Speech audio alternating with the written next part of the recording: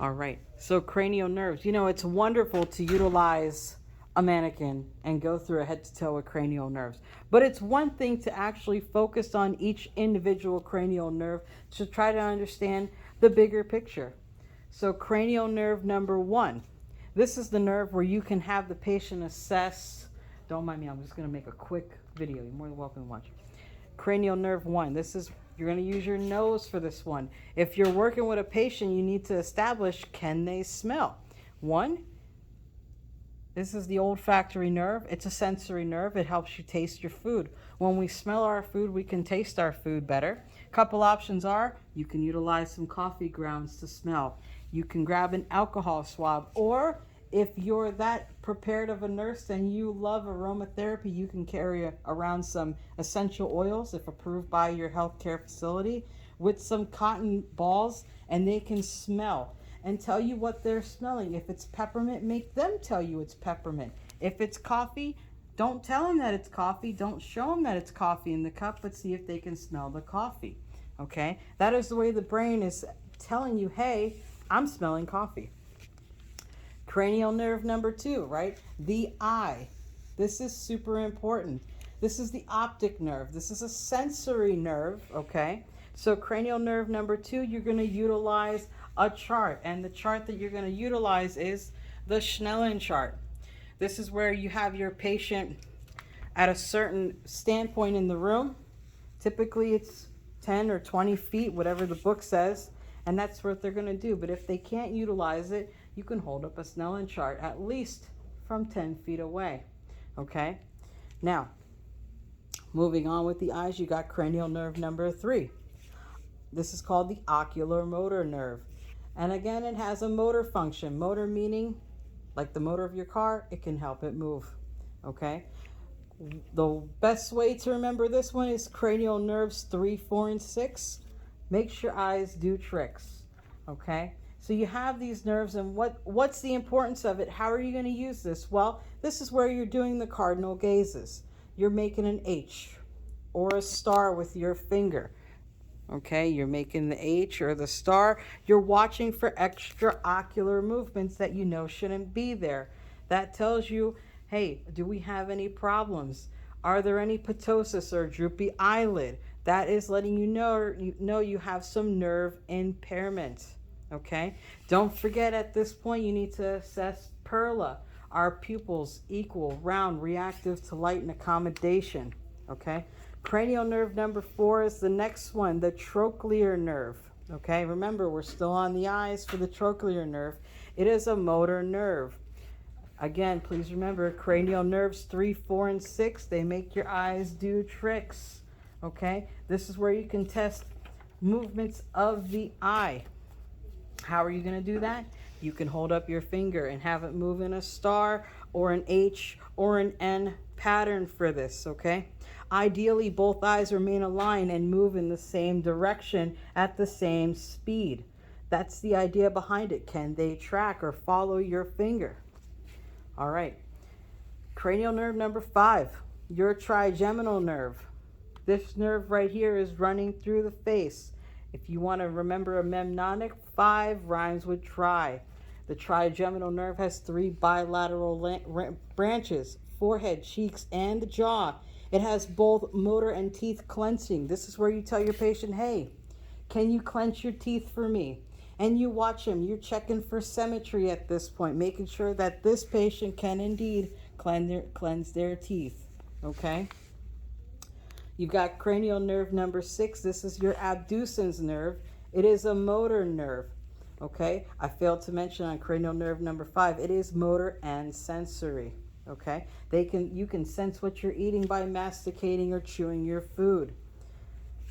Don't forget about cranial nerve 6, 3, 4, and 6. Makes your eyes do tricks. This is a motor nerve. It helps your eyes move laterally and midline down the middle of your face. Cranial nerve 7, you need to think about drawing an imaginary 7 on the cheek of your patient. It is motor and sensory. Okay? Cranial nerve number 7.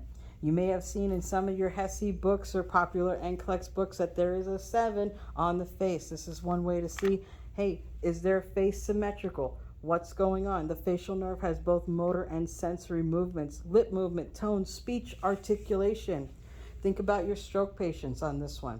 Can they articulate their words properly, or are they experiencing dysphagia? Okay.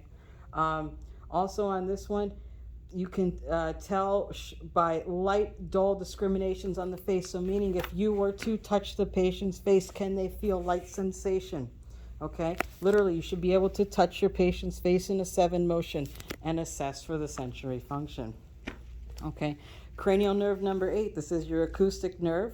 This helps with hearing and balance. Here we have a depiction of the ear and the tool to assess for hearing. You can use that for the Weber and Rhine test. This is a sensory nerve. Okay, how well can the patient hear? Another way you can decipher if this cranial nerve is working is with the whisper test. You're standing behind your patient and you're whispering to them. You pick a set of numbers, 3, 4, 6, and if they can hear you within a foot, they can hear. Their cranial nerve number 8 is working. Okay, also again, don't forget balance.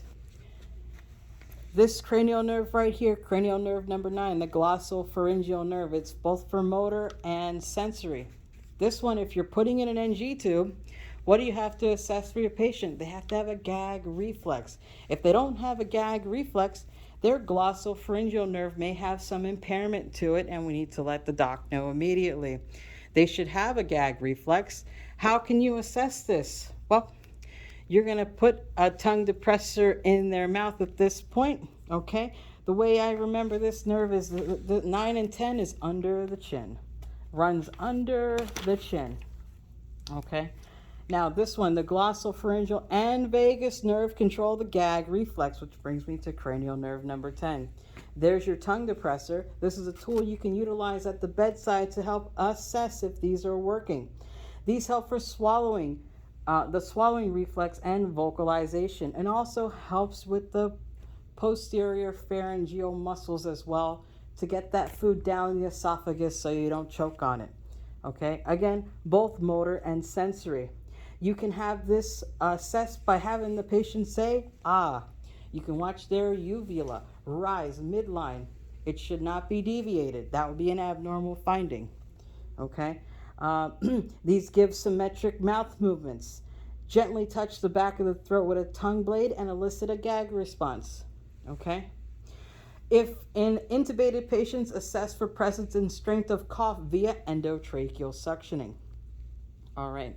Now, cranial nerve number 11. This one right here, you want to have the patient shrug their shoulders. Mr. Fred right here needs some help. If he were to shrug his shoulders, the scapula would be moving upward. Have them shrug their shoulders. You're checking for symmetry on this one. Okay? You want to make sure that the nerves elevate the shoulder and turn the head laterally. That's what we're looking for. You can place your hands on the patient's shoulder and ask them to shrug against your resistance and turn their head in both directions. We need equal, swift movement bilaterally on both sides. All right, and now you've got the cranial nerve number 12, the last one in the bunch. Okay, this is where you're going to say, ha, stick your tongue out. I don't have a display of a tongue. I do apologize. But you have someone stick out their tongue. The hypoglossal motor nerve controls tongue movement and maintains it in midline. That is the key. You can, again, ask the patient to stick their tongue out. If you notice any deviation to one side or inability to stick their tongue out, these are abnormal findings. Hope you enjoyed this.